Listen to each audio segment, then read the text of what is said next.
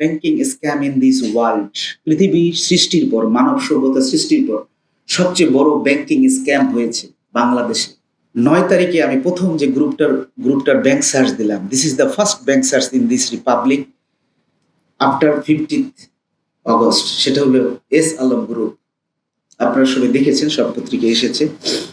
2,42,000 কোটি টাকা 10টি কম্পিউটারে 7 জন অফিসার আমার 1 মাস যাবৎ এন্ট্রি দিয়ে শেষ করতে পারেনি। বাবা হিসেবে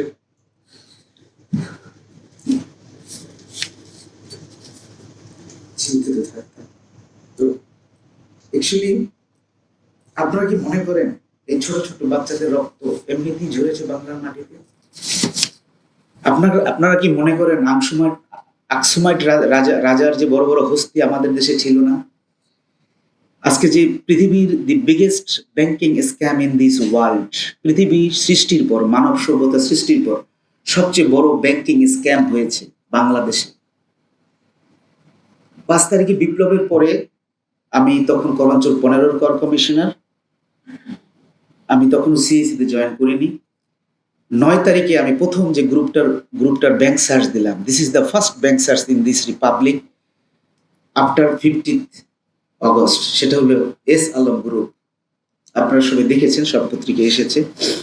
2,42,000 কোটি টাকা 10টি কম্পিউটারে 7 জন অফিসার আমার 1 মাস যাবৎ এন্ট্রি দিয়ে শেষ করতে পারেনি।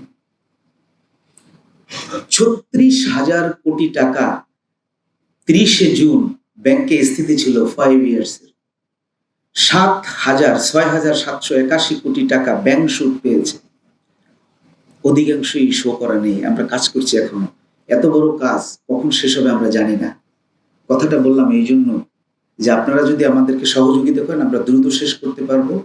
আর যদি আপনারা লিটিগেশন করেন, আমি আইন বলবো না, আপনাদের এমডিদেরকে আমি ডেকেছিলাম, শীর্ষস্থানীয় 7 জন এমডিকে আমার রুমে ডেকেছিলাম। আমি তাদেরকে শোকজ করেছি, তারা লিখিতভাবে সবিনয়ে বলেছে ভুল হয়েছে। কি কি ভুল হয়েছে তাও আপনাদের বলবো।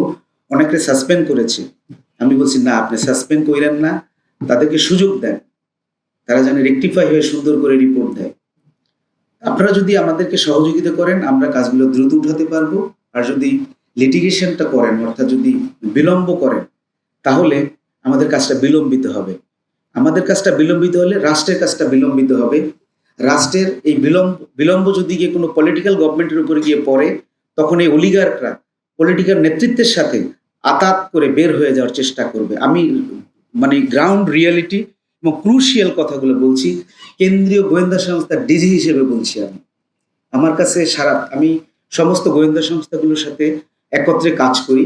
এনএসআই, ডিজিএফআই, এসবি, ডিবি সবার সাথে আমার একটা রিলেশন আছে। আমরা 8টা গোয়েন্দা সংস্থা একত্রে কাজ করি। কেন্দ্রীয় গোয়েন্দা যেটা task force star initiative, stolen asset recovery initiative, যেটা ইউএন এর চার্টার, সেই ইনিশিয়েটিভের আওতায় যে আপনার যে আন্তঃসংস্থা টাস্কফোর্স যেটা হয়েছে, তারও আমি অপারেটিং মেম্বার। সুতরাং সমস্ত তথ্য, শুধু দেশি নয় বিদেশি তথ্য আমাদের হাতে আছে। তা আপনারা যদি আমাদেরকে হেল্প করেন আমরা কাজটা সুন্দর করে করতে পারবো। রাষ্ট্রের উপকার হবে, আপনার উপকার হবে। আপনার কাছে এখন দৃশ্যমান নয় যে উপকারটা কি হবে, কিন্তু হ্যাঁ হবে।